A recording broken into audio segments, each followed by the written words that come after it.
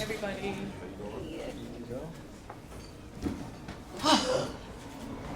Hi. Hi. How are we? Yep, I'll start taking How are we doing questions. this? Up front here, start. Candace, it's so great to see you in this moment. I had a chance to talk to you when you first went to Chicago. We talked about Jay-Z. And so I'm going to start that off because, Jay-Z came out with the Black Album. Oh, yeah. And that was his retirement. Then he came back. So maybe not you coming back. Oh, what about, I was like... is there anything in the future with maybe ownership or coaching or anything like that for you? 100%. I'm super grateful for playing the game for as long as I was able to play. But I know the game prepared me for this phase of life. And so, for sure, I want to be in an ownership position. But I also want to continue to impact the game, in this side. So doing that alongside Adidas has been super special for me as the president of women's basketball. So I think continuing that. And then talking about the game, like I'm sitting in y'all's seats, which is cool. Yeah. Up front, Nick. Yep. Hey, Candace. What's up? How you doing? Good. First of all, congratulations. And then I want to ask you this too, with your jersey being retired today in Los Angeles and then later on in Chicago, and you talking about impacting women's basketball, how do you feel that will continue to help you impact? And also, what Jay-Z song or album would best describe this moment for you?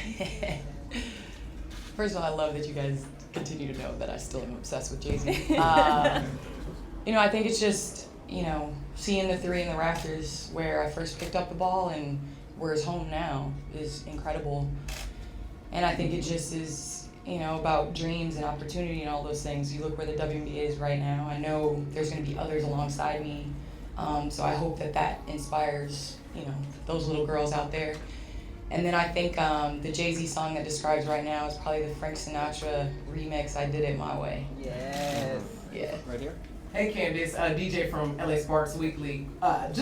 You talked about picking up the ball the same place that you first picked it up. What would you tell yourself that first day that you picked up the ball and today getting your jersey in the rafters? I mean, what's possible? I think I represent coming from a family that told me I could do and be anything.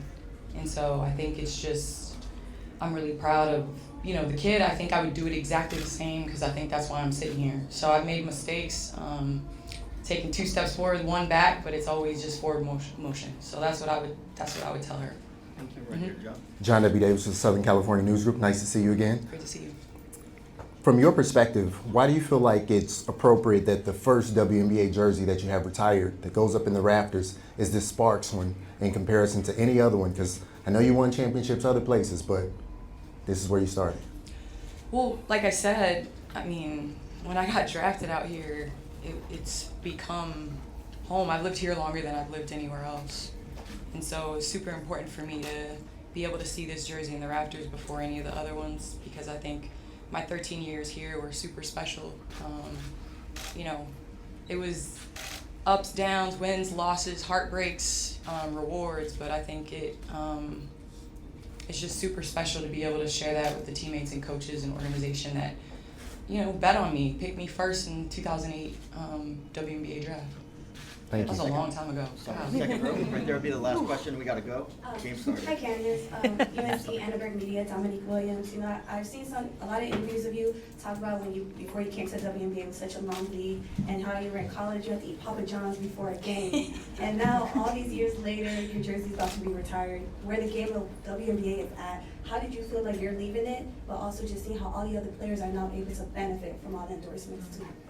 Well, first, the only thing I'm salty about is the charter flights. That's the only thing that I'm like, I press send on the Instagram post, retired, and then all of a sudden Kathy wants to say there's chartered flights. So a little salty about that, no, but I think where the game is just the next, picking it up and taking it to where it needs to go, leaving it better than you came into it. And I know I had vets and Lisa Leslie, who's here today. Cheryl Miller was a huge inspiration for me, and I think she laid the foundation to where the league is playing and athleticism and the style of play. And so to see where women's sports is, I think as a society we should be proud because I think we need women in leadership positions, and that's the best way to do it through sport and giving it a chance. So I think the proud vet and retiree in me is looking at the game super excited, and now I can honestly say, I can tell my kids that, as a little girl, little boy, like you can dream it and you can do it and accomplish it. Thank you, everyone. Thank you, everybody.